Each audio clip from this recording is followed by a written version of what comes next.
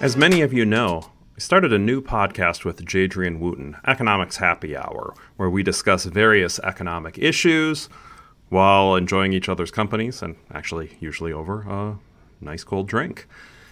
This episode, we discuss the economics behind stadiums that are being built for sports and sporting events, and here's a very short excerpt.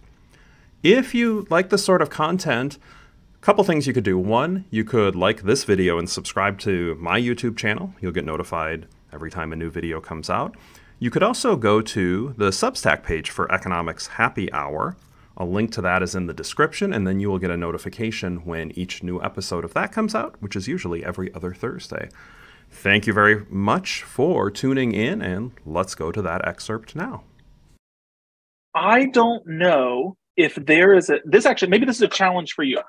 I'm not sure that there's an economic concept or application that like the general public disagrees with economists more than the economic impact of like sporting events, stadiums, stuff like that. I know we're not going to talk about stadiums, but like sporting events in general.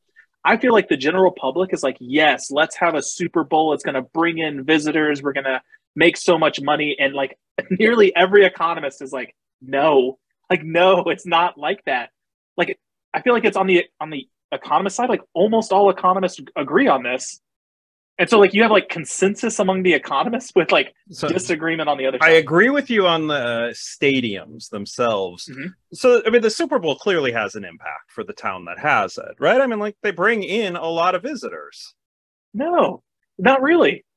No. So, okay. So here's the thing, right? So So there's like levels to it, right? So it's like how you measure economic impact. So, in a sense, so like the way that I always did it with like the Penn State version, because like when Penn State football shut down during the pandemic, when there was no fans, there's all these people in the news that are like, oh my God, this is going to ruin the state college economy. Penn State football brings in $100 million of revenue, right? That was always I think it was 100 million was the big number that they put out. And so like there's like levels to it in a sense. Like I like went in and like looked up the data on like when a Penn State football game happened. So we'll go real local, right? So instead of like the Super Bowl, right? The Super Bowl is always in a major city, right? Like Atlanta, Los Angeles, small in a big pond. So like if it's true, then you would definitely expect it in a state college example where like Beaver Stadium's twice the size of the city. But like I looked it up and like State College, like their regional tourism, like money coming in is in the billions, not in the millions. So Penn State football said that they brought in $100 million, but like the city generates billions every year. So like percentage wise, relatively small. But then the other part is like how that spending actually happens. So we normally think about it as like, okay, they're staying in a hotel, they're going to get food and stuff like that. But what ends up happening, like there's a lot of people who go to the game. Absolutely, right? Like they're coming in, they're going to stay in a hotel, and they're going to go. But there are a lot of people who just drive to the game and then drive home. Sure. They come just for the game and then they leave. They buy their gas not in State College. They buy it in Harrisburg, Philadelphia. They drive there. They pay for tailgating, pay for the football ticket, and then drive home. But like they don't buy groceries there. They buy groceries in Philadelphia and bring them. They buy their alcohol in Philadelphia and bring it. And so like, they're not actually spending that much. They might pay for parking. They might pay for some drinks, maybe some food at a restaurant. But the other thing, and really the kind of the key big part is like, if you think about like hotel prices shoot up during the Super Bowl, hotel prices shoot up during college football games. But if you're staying at a Hilton, a big chunk of that money doesn't stay in the town. It goes back to the Hilton headquarters. So like hotel rooms might be twice as expensive, 3 times as expensive.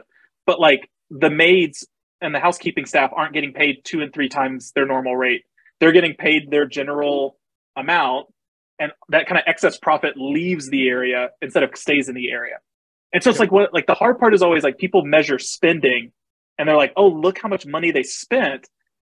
But they don't realize that like a lot of that leaves, right? Like if you go to Cracker Barrel for your dinner, some of that money's going back to the Cracker Barrel headquarters. And so like that's where like that disconnect comes in of like how much is spent versus how much of an impact it really makes. So I think I literally agree with every single thing you said, but I still think there's an impact that's not trivial when Penn State hosts a home football game, right? I mean, there are, let's say it's 10,000 fans who do decide, you know what, we're going to grab a meal, either a lunch or a dinner in town before, and every hotel room is indeed sold out. And others might roam the town, and some people will buy gas in the town. So I think to me, 100%, there is an impact, and it's positive. I got you. Watch this, because you know overstated. You know this answer, right? Absolutely, there will be people who do that. But in State College, there are also people who live there that leave during a football game, and we're not even just to rent out, right? Like, they don't want to be around the crowds and see all the people, and so they go, you know what? I'm going to eat my dinner. I'm going to leave and go. They go the other direction. Like, they go to Philly, and they're like, let's spend a weekend in Philly to get away from this mess. Yeah. And so then all of a sudden, their normal spending moves over somewhere. So it's almost like a substitution. So people will switch those spots. So I've written a fair amount on economic impact study, more on issues with fracking. Yeah. But I've actually done a couple for higher ed. The substitutions are key, right? Yeah. Both directions. So if somebody's coming to the game at State College, but they were going to come anyway, that's really no impact. If somebody's going to leave on a vacation to Philly, but they were going to go to Philly at some point during the year, they're just choosing that. That's not really a negative impact. That's just the timing.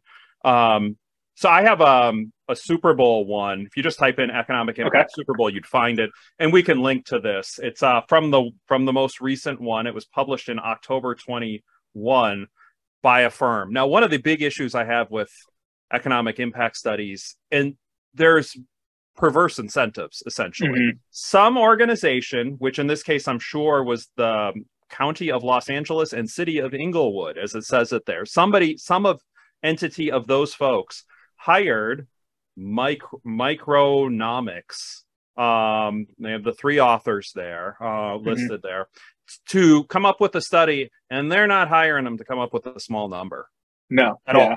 They're not hiring them to do that.